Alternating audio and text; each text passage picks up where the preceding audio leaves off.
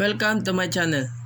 Today we're diving into an interesting topic. The four types of variation in mathematics are direct variation, inverse variation, joint variation, combined variation.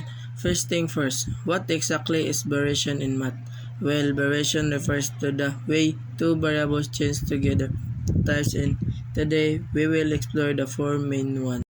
Let's kick things off with direct variation. This occurs when two variables change proportional as one increases, the other increases as well, and vice versa. It's like a straightforward relationship. For example, we have a scenario if y varies directly as x and x equals 4, y when y equals 12, find y when x is 13.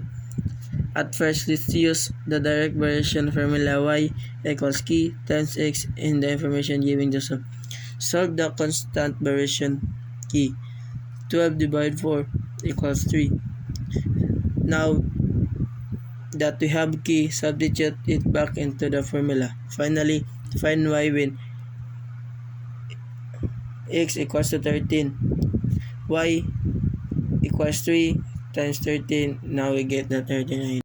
Inverse variation. Inverse variation is the opposite of direct variation. Inverse variation happens when a variable increases while the other decreases. In inverse variation, if y varies inversely as x, the equation will be y equals constant over x. Hence, inversely, the variable x will be the denominator of constant. To solve for constant, we use the value of y 1/3 and the value of x 18.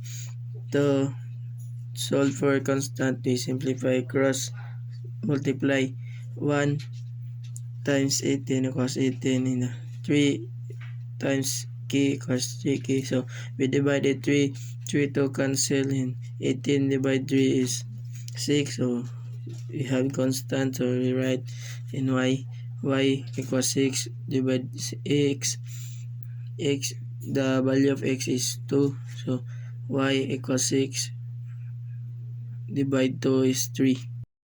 Focus naman tayo sa joint variation. If y varies jointly as x and z, and y equals 45 when x equals 18 and z equals 10, find y when x equals 20 and z equals 30. Now the formula will be y equals constant x and z. So to solve for the constant, we copy the value of y, which is 45, and equals copy the constant and copy the value of x, which is 18, and the z, which is 10.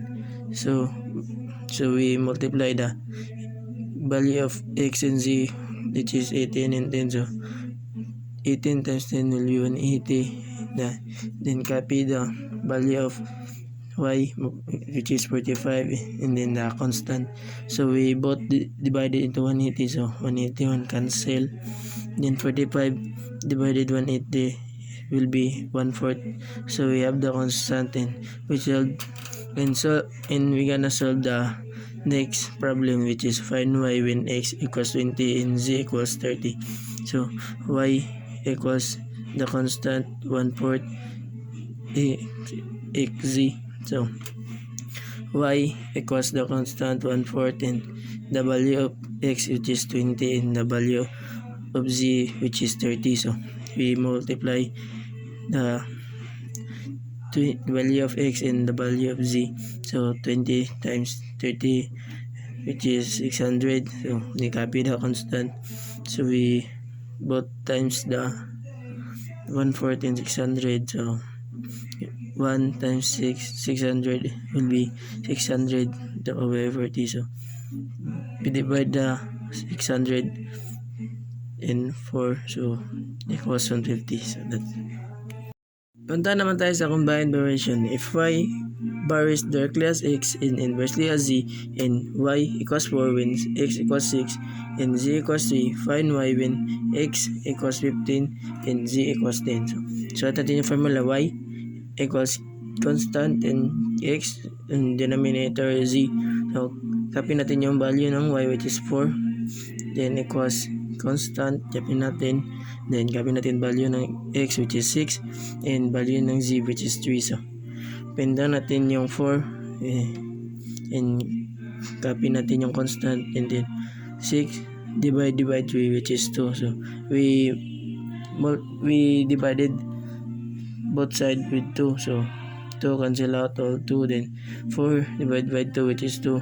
Then we have a constant. So solve naman natin yung pangalawang problema.